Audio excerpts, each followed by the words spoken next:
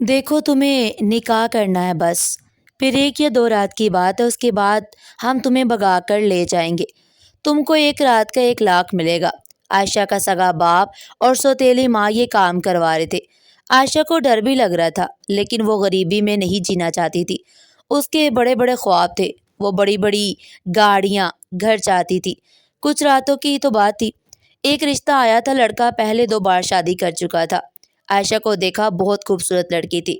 نکاح کے لیے 4 لاکھ میں بات پکی ہو گئی۔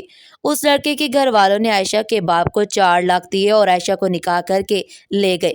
عائشہ جانتی تھی بس 1 یا 2 دن کی بات ہے، وہ بھاگ جائے گی وہاں سے۔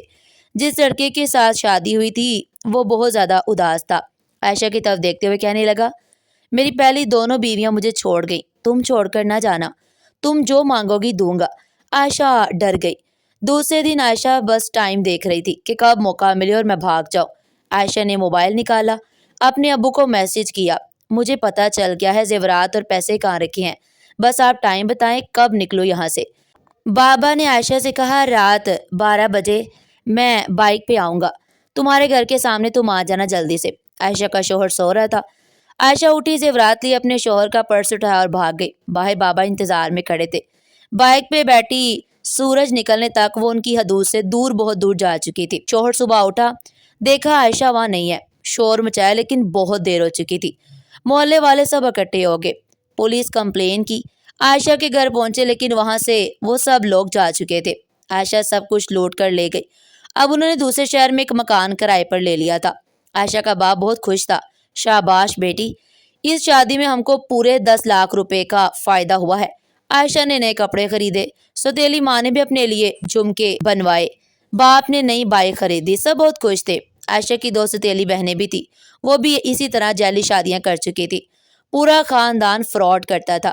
عائشہ میٹرک پاس تھی، باقی سب بس چند جماعتیں پڑے ہوئے تھے۔ کچھ دن گزرے، پھر ایک رشتہ آیا۔ 50 سال کا بوڑھا شادی کرنا چاہتا ہے۔ اس کو لڑکیاں دکھائی گئی، لیکن اس نے پسند صرف عائشہ کو کیا۔ وہ بوڑھا شخص بہت امیر تھا، یہ بڑا گھر، بڑی گاڑی، ہر طرح کے عیاشی۔ عائشہ کا سودا 4 لاکھ میں ہو گیا۔ نکاح ہوا۔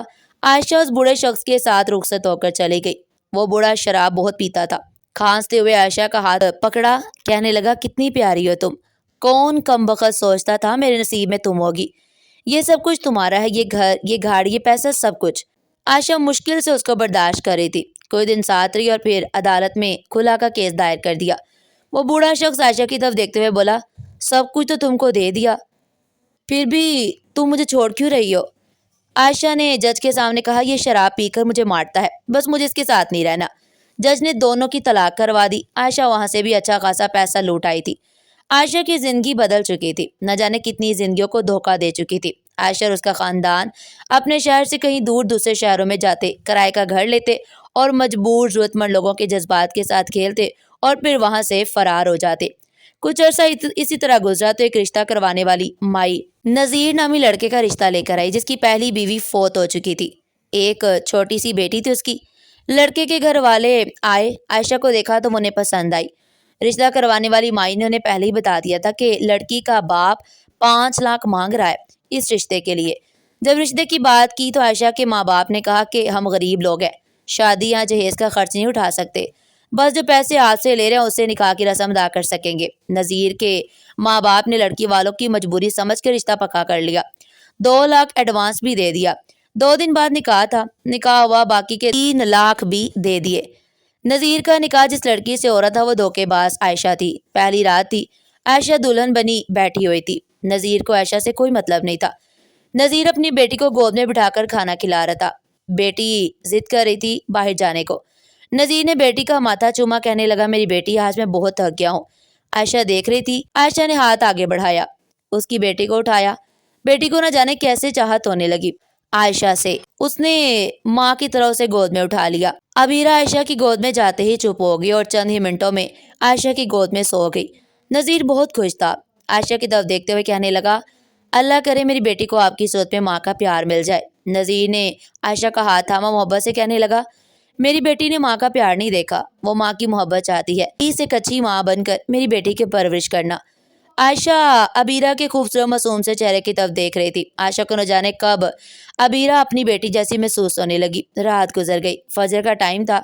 अबीरा रोने लगी। आयशा जल्दी से उठी, अबीरा को अपने सीने से लिपटा कर प्यार करने लगी।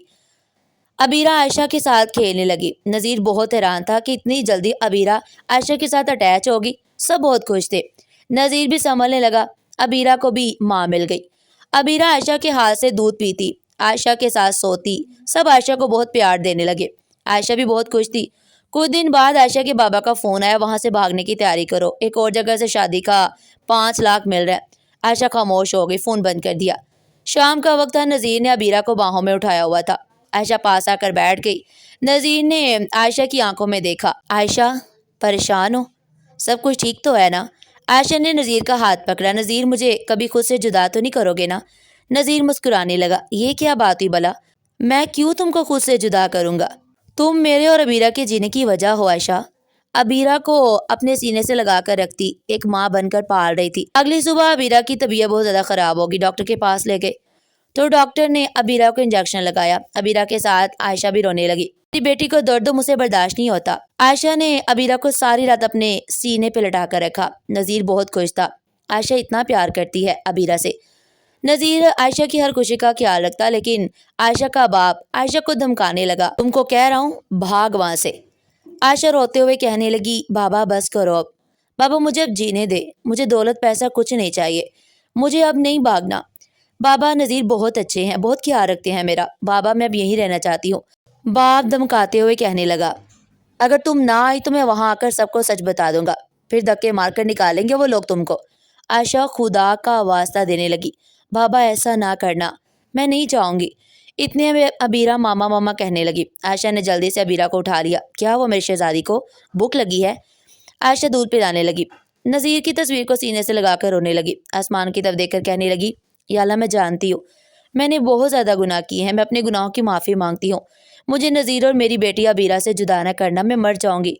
शादी को 1 साल हो गया था। नज़ीर आयशा के लिए आज सोने की अंगूठी लेकर आया। आयशा को मोहब्बत भरे अंदाज में कहने लगा, मेरी पहली बीवी के जाने के बाद मैंने जीना छोड़ दिया था, लेकिन आयशा तुम्हारे आने से मुझे दोबारा ज़िंदगी मिली। आयशा बहुत खुश थी। शुक्रिया नज़ीर, मुझे इतनी खुशियाँ देने के लिए। इतने में पुलिस की गाड़ी का सायरन बजने लगा। पुलिस के नौजवान दरवाज़ा खटखटाने लगे। नज़ीर के माँ बाप सब लोग जाग गए। दरवाज़ा खोलो, एक पुलिस वाला चिल्लाने लगा। तलाशी लो घर की, यही छुपी हुई है, उसे ढूंढ निकालो। नज़ीर के बाप ने पुलिस वाले से पूछा, क्या हुआ है? इतने में एक पुलिस लेडी कांस्टेबल आयशा को बालों से पकड़ कर ले आई। कमीनी, अब इस घर को लूटने की तैयारी थी। सामने आयशा का बाप भी खड़ा था। आयशा रोने लगी। पुलिस वालों ने सब कुछ बता दिया आयशा के बारे में। सब हैरान थे, इतना बड़ा धोखा। आयशा खामोश सर झुकाए खड़ी थी। नज़ीर ने आयशा से पूछा, आयशा क्या ये सच है, तुम फ्रॉड हो? आयशा रोते हुए कहने लगी, मेरी बात तो सुनो नज़ीर। नज़ीर ने चिल्लाकर कहा, हाँ या ना, सिर्फ हाँ या ना में जवाब दो। आयशा ने हाँ में सर हिलाया। नज़ीर गुस्से से चिल्लाकर कहने लगा, ले जाओ इस धोखेबाज को मेरी नज़र से दूर। इतने में बीरा जाग उठी। वो मामा मामा कहने लगी। आयशा का दिल फट गया। मेरी जान, मेरी बच्ची। सबके सामने हाथ जोड़कर भीख मांगने लगी। मुझे माफ़ कर दे, मैं गलत थी, लेकिन मैं अब जीना चाहती हूँ अपनी बेटी के साथ, अपने शोहर के साथ। नज़ीर गुस्से से बोला, मेरी बेटी का नाम न लो अपनी ज़ुबान से। अबीरा रोते हुए बाहर आई, आयशा की तरफ आने लगी। नज़ीर ने अबीरा को रोक लिया। आयशा चीख चीख कर रोने लगी, मुझे यूं सजा न दो, मैं जानती हूँ मैं गलत थी, मैंने गुनाह किए हैं, लेकिन मैं सब छोड़ चुकी हूँ। नज़ीर, अल्लाह के वास्ते मुझे इन लोगों के हवाले ना करो। पुलिस हथकड़ी लगाकर आयशा और उसके बाप को ले जा रहे थे। अबीरा माँ को रो रही थी। नज़ीर की आंखों में आंसू थे। आयशा बेबसी में नज़ीर की तरफ देख रही थी। वो समझ गई थी उसे उसके गुनाहों की सज़ा मिल चुकी है। उसने बहुत दिल तोड़े हैं, आखिर यूं उसके साथ भी तो ऐसा होना था। आयशा अल्लाह से माफ़ी मांग रही थी। अबीरा को याद करने लगी, तड़पने लगी। अबीरा को भी माँ की याद आने लगी। अबीरा आयशा के सीने पर लेटे बिना सोती नहीं थी। 4 दिन गुजर चुके थे। अबीरा का रो रो कर बुरा हाल था। ना सोती थी, ना कुछ खाती पीती थी, कमज़ोर भी बहुत हो गई थी। आखिर नज़ीर के घर वालों ने नज़ीर से बात की कि किसी भी तरह आयशा को ले आओ, वरना ये बच्ची मर जाएगी। अबीरा की हालत बहुत बिगड़ती जा रही थी। नज़ीर किसी भी हाल में अबीरा को नहीं छोड़ना चाहता था। आखिर बेटी के हाथों मजबूर होकर नज़ीर भी राजी हो गया। थाने जाकर पुलिस वालों से बात की, एक वकील खड़ा किया। आयशा और उसके माँ बाप अब जेल जा चुके थे। उन्हें उनके किए की सज़ा मिल चुकी थी। जब उन्होंने देखा کہ نذیر اب بھی ہماری بیٹی کو اپنانا چاہتا ہے، تو انہوں نے وکیل کے کہنے پر اپنی بیٹی سے یہ سب زبردستی کروایا تھا، یہ سب کہہ دیا۔ اس میں ہماری بیٹی کا کوئی قصور نہیں تھا۔ اب وہ بھی بہت شرمندہ تھے، اللہ تعالیٰ سے رو رو کر معافی مانگ رہے تھے۔ 2 دن میں ہی نذیر نے وکیل کے ساتھ مل کر عائشہ کو چھڑوا لیا اور اسے گھر لے آیا۔ عائشہ دوڑتے ہوئے آئی، عبیرہ کو سینے لگا کر چومنے لگی۔ میری جان، میری بچی۔ نذیر کی طرف دیکھتے ہوئے نظر جھکا لی۔ نذیر کا دل بھی اب صاف ہو چکا تھا۔ نذیر نے عائشہ کو اپنے قریب کر مسکرا کر کہنے لگا، چھوڑ کر تو نہیں جاؤ گی نا ہم کو؟ عائشہ جھکی اور نذیر کے قدموں میں بیٹھ گئی۔